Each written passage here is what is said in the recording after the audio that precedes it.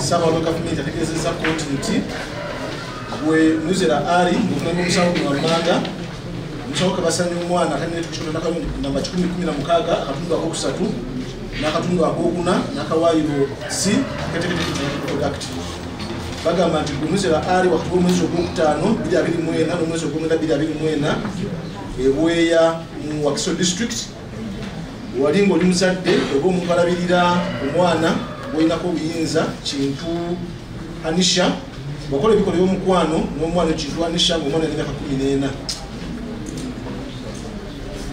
omusango gukuvunaanibwa era emisango gikakasiddwa omwami wa gavumenti kyalo kikukkiriza nga Chief Attorney ow'ekajjansi olwa Director of Public Prosecutions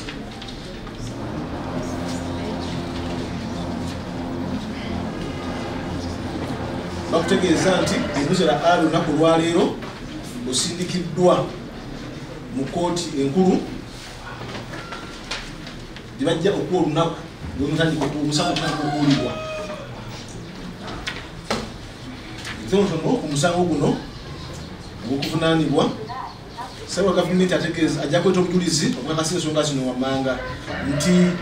omwana Kintu Anisha ng'alina emyaka 14 yali muyizi mu ssomero ng'ali mu kibiina kya senior 2 ku ssomero lya Community High School Ekitende mu Kajjansi Council. Bajja kugamba nti omuwaabi musango guno Zuula Nakisuyi ye maama w'omuwala yatusibwako obuzibu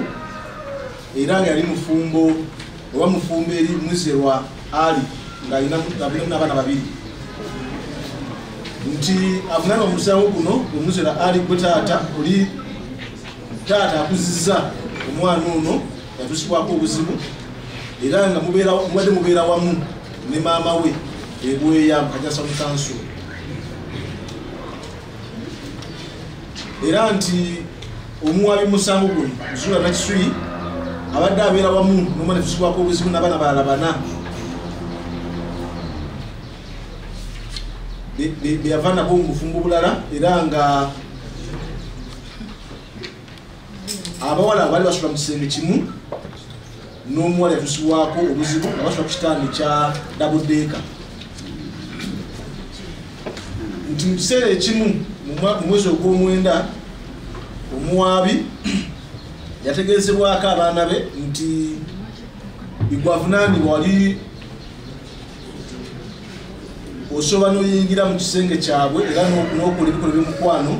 n'omwana oyo mu kisenge ekyo nti kino kyaleetera omuwaabi okuyita omwana okuva mu ssomero ajja kakase ebyo era n'okumanya emirundi emeka gyekyabaawo namutegeeza nti akibaddeyo emirundi egiwerako nti wakati w'omwezi ogwokutaano n'omwezi ogw'omwenda gwavunaanibwa akola ebikola by'omukwano n'omwana yatusibwako obuzibu era n'omutegeeza nti talina kubaako kwabuulira mu nsonga eyo basiki ojja kumutta nti omuwaabi agenda maaso n'ekubira endugu ku poliisi y'e Kajjansi era bwoti n'okwatibwa nti wabuuzibwa ebibuuzo omusango wagwegaana era nti ng'ennaku z'omwezi gumu ogw'ekkumi 2024 omuwala yatusibwako obuzibu yakeberebwa ku poliisi foomu namba 3A era netuziribwa nti yali asuuse okuva ku kuyizibwa okwali kutuuse mu bitundu ebyekyama era nti n'akabubi akabikka mu bitundu obwekyama kaali kamaze okutulwa oluvannyuma lw'okuba nti yakozesebwa emirundi egiwerako nti ng'ennaku z'omwezi 2 ogw'ekkumi 2024 naawe avunaanibwa wagenda n'okeberezebwa ku poliisi foomu namba 24A era nekizuulibwa nti wali mulamu bulungi nga n'obwongo obukola bulungi oludda lujja kuyimirira ku biwandiiko bino wammanga mu bujulizi bwabwe poliisi foomu 3A bwe bakeberera omwana ebbaluwa ey'obuzaale ey'omwana sketch map y'ekifo awatuukibwa awakolebwa omusango guno ebifaananyi ebyakubwa mu kifo awakolebwa omusango medical examination form police form namba 24A bwe bakeberera gwe avunaanibwa n'ebiwandiiko ebirala kkooti lye nebakkiriza okukozesa.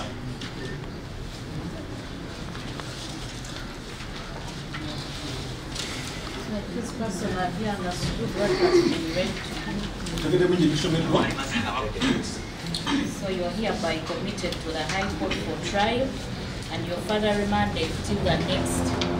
High Court criminal session. Osindikiddwa mu kkooti enkulu okukulira omusango gwo era nabisho kkooti ekozesaayo buli mwanda okutuuka kkooti enkulu n'ekuyita omusango.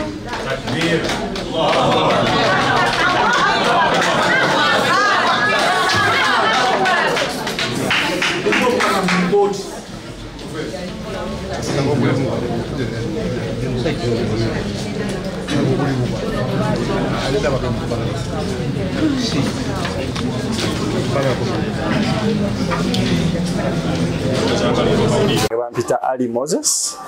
marketing manager wa Tete Business Solutions. We deal in printing, branding, and general supplies. Tukola signages, tukola corporate wear uniforms, n'ebintu bingi. Bino byonna bye mulaba mu dduuka. Zino samples. Buli kyolaba kyonna tulina stores. Tukola bintu bingi. N'abasinga bamanyi tukola printing and branding only. Naye tukola bingi. Tulina departments ezirimu civil engineering, ezirimu installations, mechanical installations, n'ebirala. Tuli located at Lighthouse Arcade behind Charm Towers. C12. Era bw'otuuka ku C12 obupande waffe bwonna oba obulaba. Oyagala kuzimba nju oli bunaayira oba oyagala kukuba pulaani ya nju gy'ogenda okuzimba tukiri aba Regico Construction Company Uganda Limited ekyebando emabega wa Kamwesi bakuyambe bakogo mu kukuba pulaani ez'amayumba n'okuzimba naddala enju eza boxes ziri ku mulembe n'okutereza ezakyama n'ezitonya bakutambuliza amazzi mu nju plumbing amasannyalaze wayaringi n'ebikwata ku buzimbi njolo batukire tojja kwejjusa bakubire ku ssimu zaabwe zibaako buli kadde 078 232 oba 07095877 beba Regico Construction Company Uganda Limited ekyebando emabika wa Kamwezi Shopping Mall. Airbnb home ge maka gapangisibwa nga galimu buli kimu ojja nangoye zo zokka gasangibwa na mugongo kumpi n'ekiggwa ky'abajulizi oluguudo lwa Kolansi paka ku gate galina sitting room enteeketeeke obulungi dining efumbiro kw'ossa n'ebisenge bisatu okuli ne master bedroom waliwo wifi CCTV kamera ziraba ebweru ne munda ku kisenge waggulu kuliko amasannyalaze okwetangira ababbi inverter etereka amasannyalaze ne gatavaako garden nnungi parking nnungi gate ya remote ekifo kino kyakommodating abantu okuviira ddala ku muntu omu couple family nammwe abategese bu party obwenjawulo kuba ku namba z'essimu eziri wansi awo